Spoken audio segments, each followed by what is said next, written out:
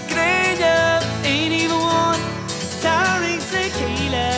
Should I say I'm taking a day now? Love is fate to make your way. Salut à tous, je reviens aujourd'hui après un petit mois d'absence, un gros mois même je pense, avec une nouvelle vidéo, voire peut-être plusieurs selon le temps et la motivation. Alors ça ne se voit peut-être pas, mais j'ai changé de maison et je suis dans mon nouvel espace bibliothèque.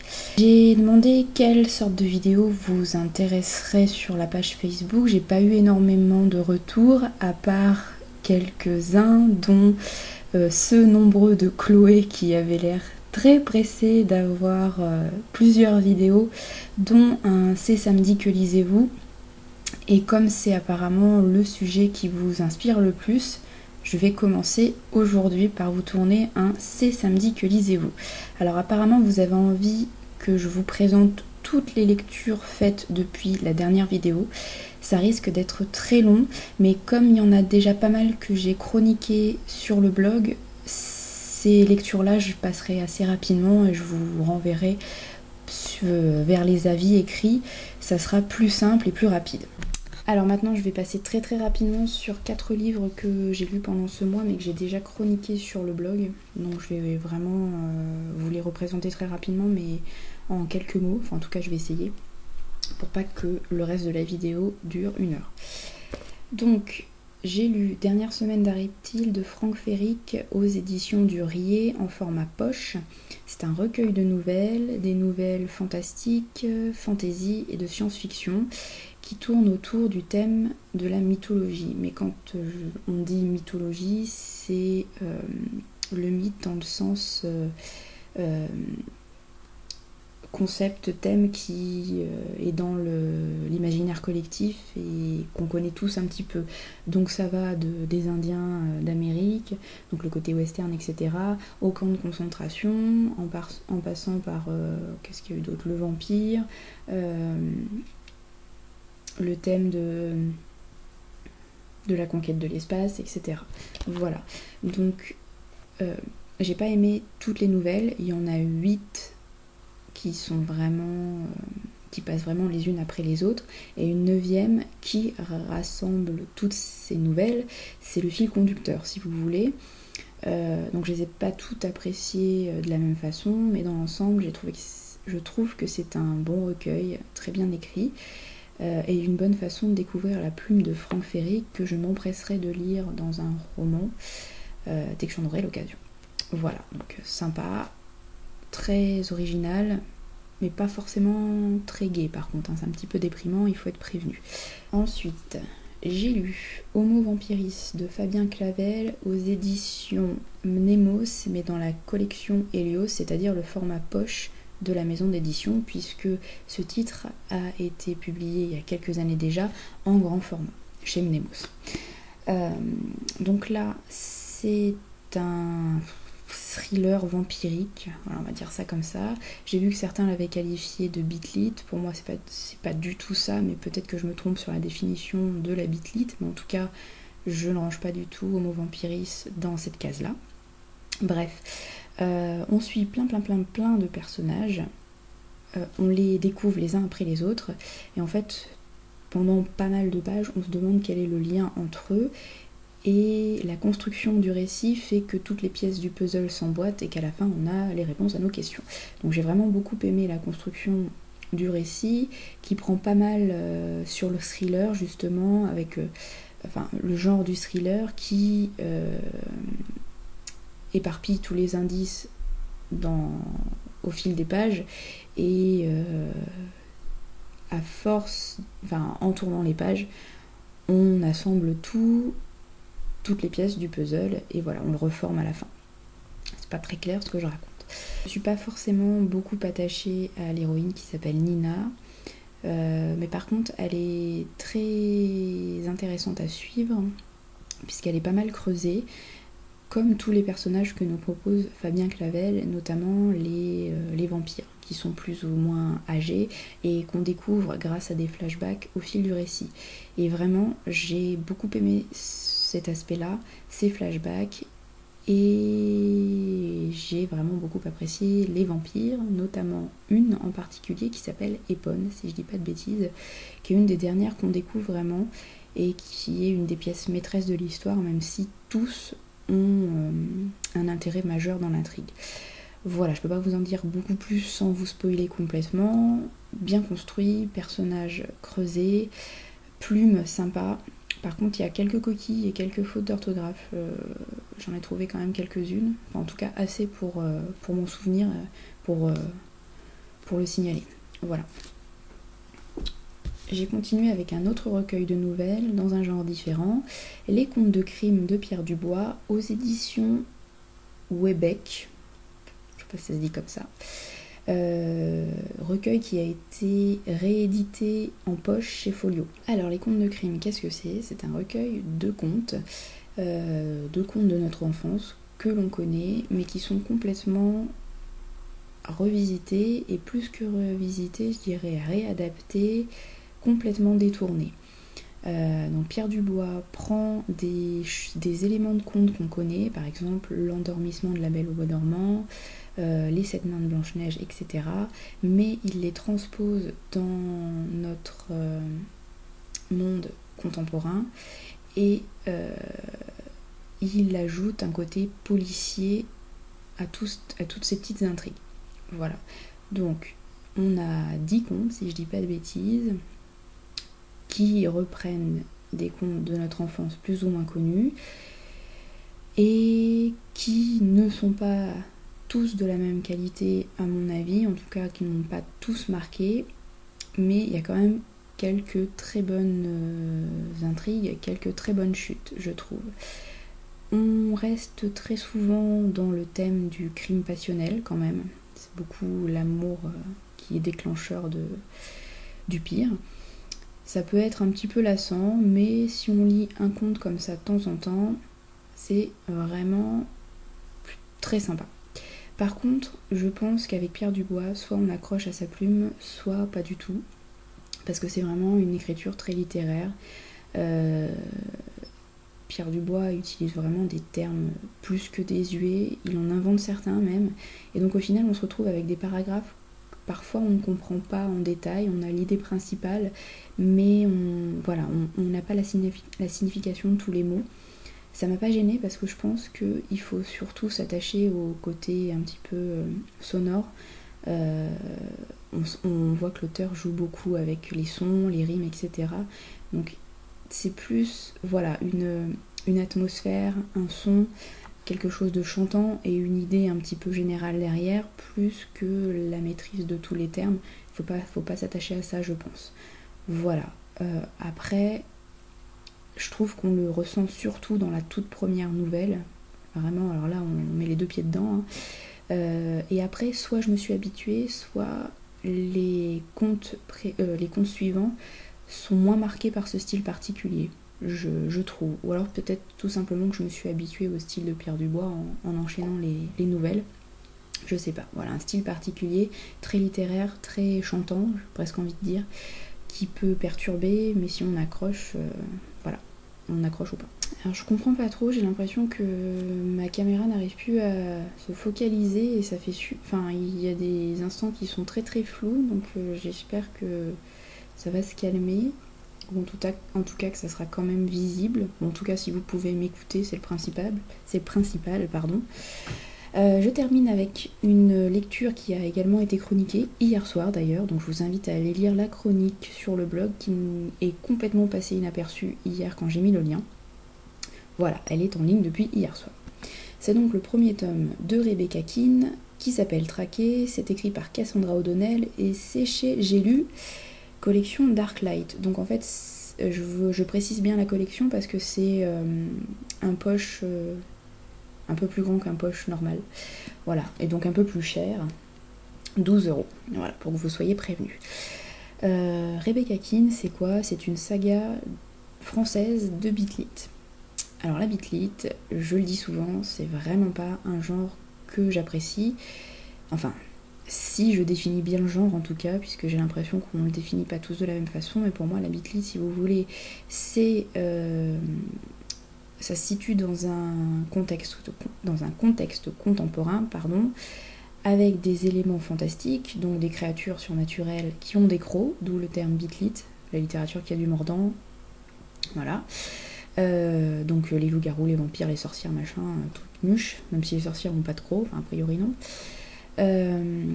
Voilà, donc ce contexte-là, mais là où ça se différencie d'autres romans de fantaisie urbaine, c'est qu'à mon avis, dans la bitlit, c'est la romance qui est plutôt mise en avant, et romance souvent très portée sur le sexe.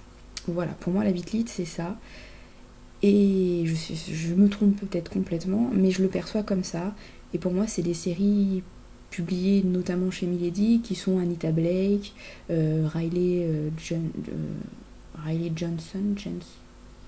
ah merde, je sais plus comment, pardon, je sais plus comment on dit, quel est le nom de cette héroïne, que j'avais pas du tout aimé d'ailleurs, et je suis pas du tout fan d'Anita Blake.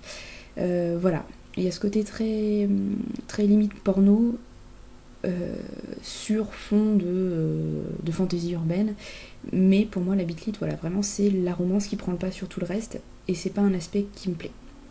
Et donc, cette grande intro pour dire que même si Rebecca Keane est classée a priori dans la bitlit, eh ben j'ai aimé.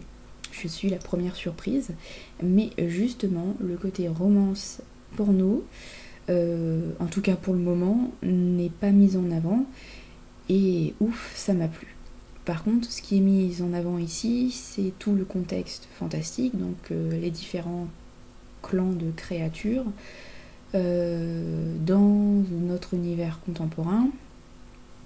Voilà, et on a comme d'habitude en bitlit, la mini enquête policière qui est pas toujours très originale, mais qui fait tourner les pages. On a envie de connaître la solution au mystère, et voilà. Donc c'est pas très recherché, mais souvent c'est pas trop mal mené.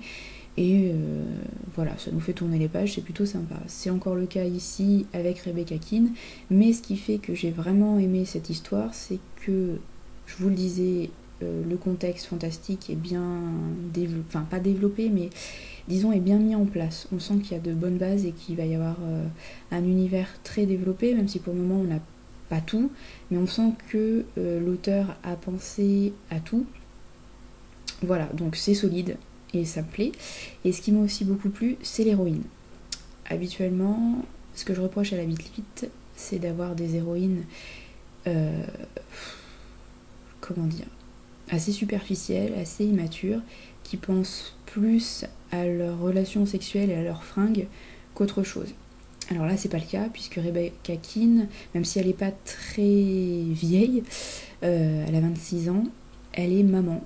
Et elle est pas mièvre et pas toujours très sympa. Voilà, donc elle est responsable, elle est mature, sa fille c'est sa priorité. Et à côté de ça, elle a une nature particulière puisqu'elle est sorcière, et pas n'importe quelle sorcière, elle est sorcière de guerre, c'est-à-dire que elle doit combattre et détruire les méchants entre guillemets, donc ses ennemis jurés ce sont les démons et les vampires en général. Voilà, donc elle a un côté très tueuse à gages, et ça m'a plu puisque je vous dis elle est pas du tout mièvre, etc. Et forcément elle va vivre une histoire d'amour avec plein de protagonistes, parce que forcément elle est super belle. Ça c'est le truc qu'on peut reprocher à toutes les histoires du genre, c'est que les héroïnes sont forcément hyper canons, et elles attirent tous les mecs du coin, qui sont évidemment tous super canons aussi. Ils font tous 1m95, ils sont tous hyper musclés, bronzés, enfin bon bref, voilà, genre de truc qui n'existe pas, ou alors aux États-Unis, je sais pas, mais en tout cas en France non, hein. Enfin, moi je connais très peu de gens qui font 1m80, enfin de mecs qui font 1m95, qui sont hyper baraqués et hyper bronzés, ou alors je ne vis pas dans le bon milieu, mais il y en a pas. Voilà, et on n'est pas tous super canons dans la vraie vie.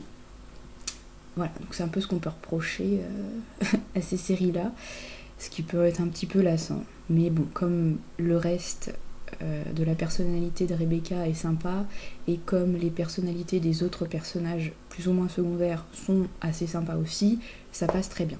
Voilà, alors pour le moment je suis pas très fan de Raphaël, le héros on va dire, enfin en tout cas le personnage masculin principal qui est vampire de son état, vampire qui a plus de 2500 ans je crois, un truc comme ça, et qui forcément est intouchable, inaccessible, un cœur de pierre, jusqu'au moment où il tombe sur Rebecca, évidemment c'est toujours la même chose, donc ça c'est un petit peu lassant, il m'a pas forcément séduite pour le moment, voilà, j'attends de voir ce que donnera la suite. Alors j'avais dit que je ne parlerais pas longuement des lectures déjà chroniquées sur le blog, mais je suis nulle de chez nulle pour tenir mes engagements et je suis une grosse bavarde, n'est-ce pas? Voilà, donc la vidéo est déjà hyper longue, il me reste 1, 2, 3, 4, 5 livres à vous présenter. Si vous en avez marre, arrêtez à ce moment-là, vous reprendrez plus tard.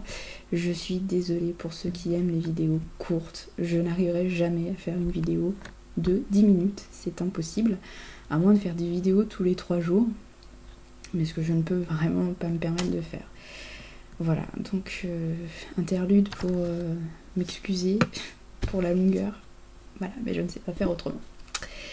Alors, lecture qui n'est pas encore chroniquée sur le blog, il s'agit d'un tome 1, encore, j'ai pas mal enchaîné les tomes 1 en ce moment et c'est pas bien, parce que il faut que je continue mes sagas.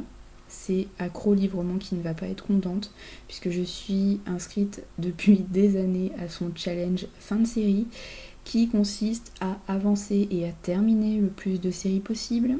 Et je pense que depuis que je suis inscrite à ce challenge-là, j'enchaîne les tomes 1. Il faut que j'arrête. Alors, ce premier tome de la série qui s'appelle Les 7 portes de l'Apocalypse.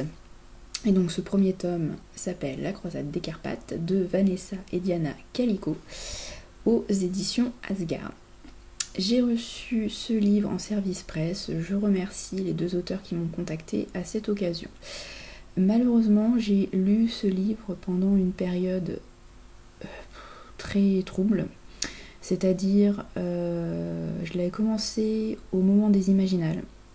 Donc c'est-à-dire que ça a été un week-end et une semaine pas du tout productive en termes de lecture. Et ensuite c'est le livre qui a accompagné ma semaine de déménagement. Donc pareil, pendant une semaine je lisais 10-20 pages comme ça, par-ci par-là. Donc pas le meilleur contexte pour entrer dans un livre et l'apprécier. Et de ce fait j'ai peiné à rentrer dans cette histoire. Alors, je pense qu'il y a vraiment énormément de qualité dans ce texte. Il y a des bases très riches, c'est même très dense. On sent que les auteurs ont fait d'énormes recherches historiques, géographiques, etc. puisque la majeure partie de l'histoire se passe au XVe siècle. Donc on sent qu'il y a vraiment un gros travail de recherche derrière, donc bravo. Mais par contre, je trouve que justement, il y a tellement d'informations, de recherche, que ça en reste très dense et assez imperméable en fait. Enfin, j'ai vraiment peiné à entrer dans l'histoire. Les quelques chapitres qui se passent dans notre monde, enfin en tout cas dans un 21e siècle un peu futuriste, ça va.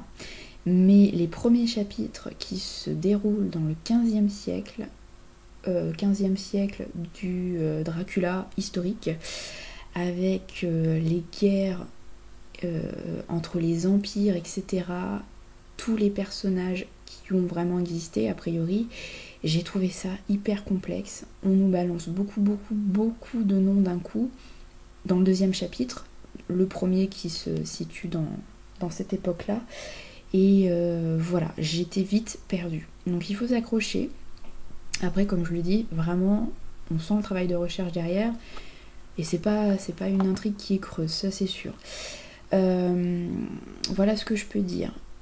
Ensuite, si je peux faire un reproche à cette histoire, c'est que, à mon sens, le texte ne correspond pas du tout à la 4e de couverture.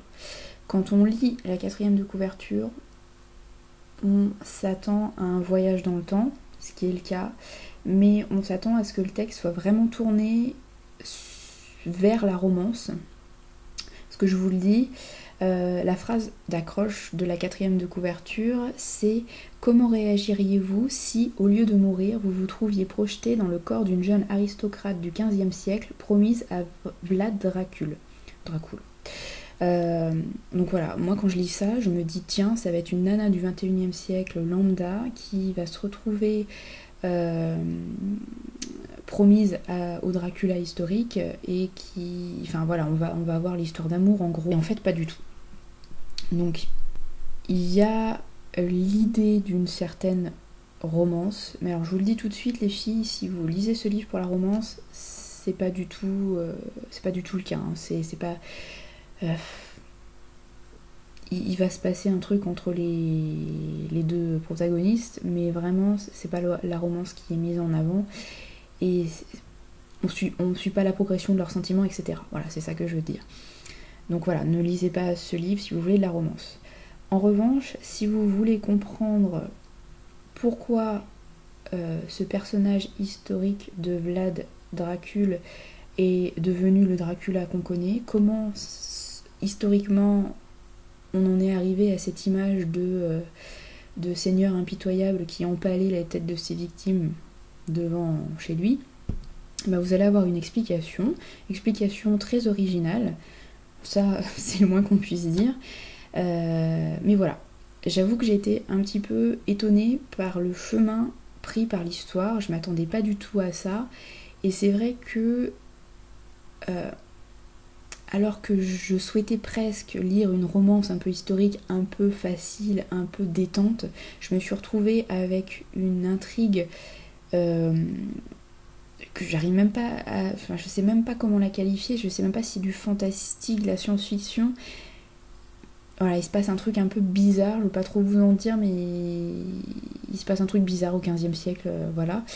Je me suis retrouvée avec ça, avec une intrigue finalement pas mal politique aussi, et même si je le concède vraiment, c'est très recherché, c'était peut-être trop dense pour ce que j'imaginais trouver dans ce livre. Ce qui m'a fait peur aussi, c'est que dans les 2 premiers chapitres, en tout cas le premier, j'ai trouvé pas mal de coquilles et de phrases assez incohérentes. Alors je me suis dit, oh là là, si ça commence comme ça va être dur. Et en fait, au fil des pages, ça s'améliore un peu. Si je peux juste faire une remarque, c'est que les phrases sont parfois, voire souvent, assez longues.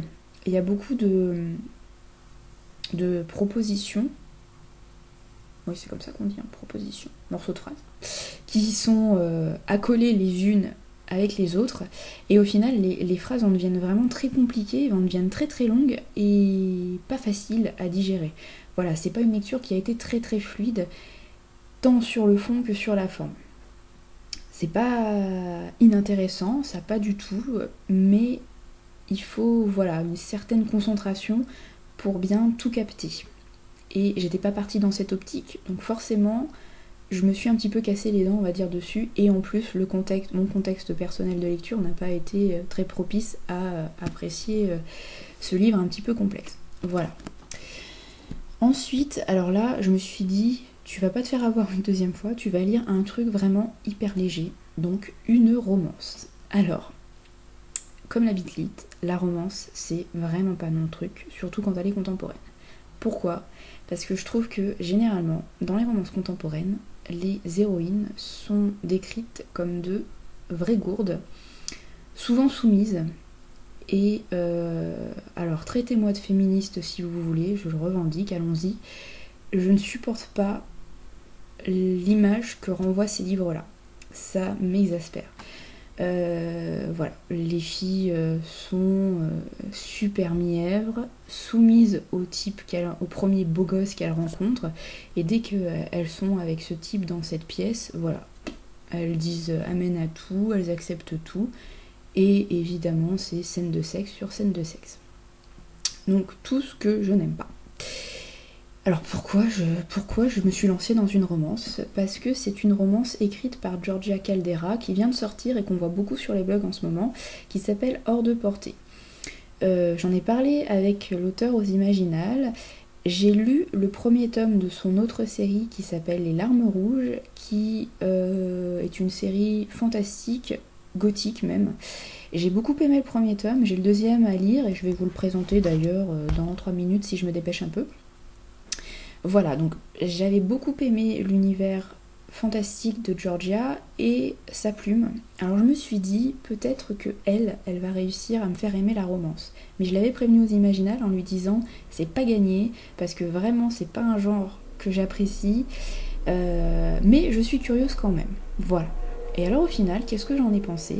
Eh bien écoutez, pendant les 200, 300, non 200 premières pages, 250 premières pages, j'ai été happée par le récit et franchement j'ai tourné les pages, j'ai adoré. Malheureusement, je finis pas mitigée, mais je redescends un petit peu de mon nuage quand même, puisque j'ai trouvé à la fin que ça s'essoufflait un petit peu, qu'il y avait quelques longueurs, et au final, même si j'ai vraiment adoré l'héroïne, par contre, pour le coup, j'ai un peu plus de... pas de mal, mais je suis un peu plus sceptique quant au héros qui s'appelle Aidan, qui m'a semblé quand même un petit peu macho et un petit peu paternaliste, pour ne pas dire dominant et un peu tête à claque. Voilà. Il avait commencé par m'intéresser, un petit peu par me séduire, mais voilà, je reste un petit peu sur ma faim, c'est pas un héros que j'ai adoré. En revanche, vraiment, Scarlett, l'héroïne, là pour le coup, elle m'a fait changer d'idée sur les héroïnes de romance. Je l'ai trouvée assez responsable, assez mature et assez forte finalement. Voilà, bon, il y a des moments où elle se laisse un peu dominer et elle se soumet un petit peu trop facilement, surtout dans les dernières pages. Mais ça reste acceptable et ça va, j'ai pas trop grogné. Au contraire, je me suis, je dirais pas reconnue, peut-être pas jusque là, enfin peut-être un peu au début, mais en tout cas ça pourrait être une copine. Voilà, Scarlett, j'ai assez apprécié. Ça avait super bien commencé, c'est un peu moins bien fini, mais ça reste une romance que j'ai aimée, il faut le souligner, et que je peux conseiller si vous avez envie d'un truc un peu léger pour cet été. Après tout ça, je me suis dit qu'il fallait peut-être que j'avance encore un petit peu dans mes services presse qui s'accumulent très fortement, je me noie un petit peu, et qu'il fallait aussi que j'avance dans mes séries pour avancer dans le challenge de Accro Librement, le challenge fin de série. Donc j'ai décidé de lire, et c'est ma lecture actuelle, le 2e tome de Sœur sorcière de Jessica Spotswood chez Nathan. Alors, j'avais beaucoup aimé le premier tome, je crois que c'était l'année dernière. Ça reste de la jeunesse, mais c'est bien écrit, je trouve, et le contexte très fort m'avait beaucoup plu. Voilà, ce qui m'avait un petit peu moins emballé, c'est le côté romance adolescente, qui est un peu... voilà. Mais globalement, j'avais trouvé que c'était un bon cru dans la jeunesse. Alors, je commence ce 2e tome en ne me souvenant plus beaucoup du premier, mais ça va, je suis pas trop perdue. Et pour le moment, j'ai lu 106 pages. Donc, sur un peu plus de 400, j'avance doucement mais sûrement. Alors, ça se passe dans un contexte assez fort, assez troublé, dans un 19e siècle réinventé, où existent des sorcières, d'où le titre. Sorcières qui sont poursuivies, pourchassées par l'ordre des frères qui, un siècle plus tôt, les a toutes brûlées en gros. Donc on revient un petit peu à l'Inquisition. Et si vous voulez, les femmes sont vraiment dans cette histoire remises à la place qu'elles pouvaient avoir il y a quelques décennies encore. C'est-à-dire qu'on leur interdit tout, on leur interdit de travailler à l'extérieur, même pour les veuves qui doivent faire vivre leur famille, c'est interdit. Et là j'en suis au passage où on leur interdit dorénavant de lire et de s'instruire. Donc en fait les femmes doivent rester à la maison, faire à manger et élever les enfants. Voilà, en gros on est revenu dans ce contexte-là. Et on a un ordre féminin qui se met en place, l'ordre des sœurs, tout simplement, contrairement à l'ordre des frères, qui ont le pouvoir. Et cet ordre des sœurs, sous couvert de charité et de couvent très stricts, en fait c'est l'ordre qui réunit les sorcières. Donc en fait, elles se cachent en se mettant en avant, si vous voulez. Et a priori, ça marche très bien, puisque les frères ne sont pas du tout conscients que derrière cet ordre des sœurs, derrière cette charité, se cache un rassemblement de sorcières. Donc en gros, dans ce tome-là, les sœurs, les sorcières vont tenter de se révolter, de remettre les choses à leur place, ou en tout cas elles n'acceptent pas la nouvelle condition des femmes, elles vont le faire savoir. Dans ce contexte-là, on suit 3 sœurs, notamment une, l'aînée, qui s'appelle Kate, qu'on suivait déjà dans le premier tome et qu'on suit à nouveau ici, enfin en tout cas pour le moment. 3 sœurs qui, attention, je vais spoiler sur le premier tome, donc arrêtez la vidéo si vous n'avez pas lu le premier tome et si vous comptez le lire. Donc les 3 sœurs sont séparées. Kate a accepté de rejoindre l'ordre des sœurs parce que elle est censée être la sorcière puissante annoncée par une prophétie, sorcière qui remettra de l'ordre, qui sauvera les femmes, les sorcières, et qui vaincra les frères. En gros, c'est ça. Donc pour protéger sa famille et pour protéger celui qu'elle aime, Kate a accepté de rejoindre le couvent des sœurs pour éviter la menace faite sur sa famille, faite sur ses proches. Voilà, en gros j'en suis là, et en gros c'est ce qui est annoncé dans cette 4e de couverture. Je trouve que c'est vraiment très bien écrit. Pour de la jeunesse, c'est vraiment de la qualité, je trouve. Il y a juste quelque chose qui me frappe. Je sais plus si c'était le cas dans le premier tome, mais en fait, comme on est dans un 19e siècle, tous les personnages se vouvoient. Donc c'est des jeunes gens, hein, des adolescents, mais ils se vouvoient tous. Et même les 2 amoureux là qui viennent de se retrouver, ils se vouvoient. Alors, je sais qu'on est au 19e siècle et que c'est pas étonnant, mais j'avais pas... Enfin, ça m'avait pas marqué dans le premier tome. Alors, est-ce que la traduction a changé dans celui-ci? J'en sais rien. J'ai plus le premier tome parce que c'était des épreuves non corrigées et je les ai données, je crois, ou troquées, je sais plus. Bref, je les ai plus. Donc je peux pas vérifier. Si vous pouviez me dire si dans le premier tome, déjà tous les personnages se vouvoyaient, parce que ça me paraît assez surprenant. Enfin, non, pas tellement, puisqu'on est au 19e siècle, mais... Enfin voilà, c'est quelque chose qui me frappe dans ce 2e tome, alors je me demande si je suis passée à côté ou pas dans le premier. Voilà, j'en sais rien. Je vous en parle plus prochainement, en tout cas ça s'annonce plutôt pas mal. Alors pour mes futures lectures, j'ai prévu de retourner du côté de Georgia Caldera, décidément, et encore du côté des éditions J'ai lu, décidément, avec le 2e tome des Larmes Rouges qui s'appelle Déliquescence. En fait il me fait un petit peu peur parce que c'est un pavé énorme, il fait plus de 700 pages, quasiment 800, voilà, et c'est quand même écrit de façon assez dense, donc c'est un peu stupide d'avoir peur de se lancer dans un gros pavé, tout en sachant que j'ai beaucoup aimé le premier et que je l'ai lu très très vite. 2e lecture prévue dès que possible. Il s'agit d'un premier tome reçu en service presse, donc je remercie les éditions Le Lamentin, que je ne connaissais pas, et que je vais découvrir pour l'occasion.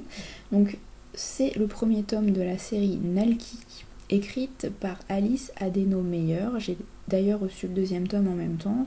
Je ne sais pas si je le lirai directement dans la foulée ou si j'attendrai un petit peu avant de me lancer. Voilà, donc c'est une histoire qui me semble assez originale et enfin assez dure dans le thème. Donc j'étais curieuse de découvrir ça. Je vais vous lire la 4e de couverture, ça sera plus simple. Ça vous évitera d'aller chercher sur Google pour ceux qui sont un petit peu fainéants. Nous sommes en Cerdane, pays écrasé sous le joug d'une dictature brutale et corrompue. En rentrant un soir de leur cours de musique, Nalki, 15 ans, et sa sœur Perle, 13 ans, sont accueillis par des policiers venus les arrêter. Les 2 adolescents sont séparés de leurs parents et déportés dans un camp de redressement. Soumis au travail forcé, ils vivent des heures particulièrement difficiles et rêvent de trouver un moyen pour regagner leur liberté. Voilà, ça a l'air d'être un sujet assez dur, assez poignant. Par contre, écrit pour un public adolescent. Donc je suis curieuse de découvrir cette histoire, de découvrir quel est le moyen trouvé par les deux adolescents pour retrouver leur liberté. Et voilà, je vous en parle plus très bientôt j'espère. Voilà, j'arrête là cette vidéo, enfin. Certains d'entre vous voulaient également que je vous présente mes dernières acquisitions de ce dernier mois. Donc ça va être assez long je pense. Donc je vais vous faire une deuxième vidéo pour l'occasion. Je sais pas du tout comment je vais présenter ça. Est-ce que à chaque fois vous voulez que je vous fasse un petit résumé des livres reçus, ou est-ce que vous souhaitez que je me contente de vous montrer la couverture, de vous donner le titre, l'auteur et la maison d'édition, et vous ferez ensuite vos recherches sur internet si ça vous intéresse. Voilà, dites-moi comment vous voulez que je fasse, en sachant qu'il va y en avoir quand même un bon paquet. Si je les résume tous ou si je vous lis le résumé à chaque fois, ça va être assez long je pense. Je ne sais pas comment faire. Est-ce que je me contente de vous montrer mes acquisitions de ces 2 dernières semaines par exemple, ça sera moindre, ou est-ce que je fais le mois entier? Mais dans ce cas-là, voilà, dites-moi comment vous voulez que je fasse, que vraiment si je vous présente tout en détail, ça va être très très long, puisque je pense qu'avec les imaginales, pardon, on ne doit pas être loin de la trentaine de livres, de nouveaux livres à vous présenter. Voire même 40, je sais pas du tout. D'ailleurs, ça serait l'occasion de voir ce que j'ai reçu ce dernier mois. Et acheter surtout. Voilà, dites-moi comment vous voulez que je vous présente ça. Je vous souhaite de belles lectures, un bon week-end et je vous dis à très vite.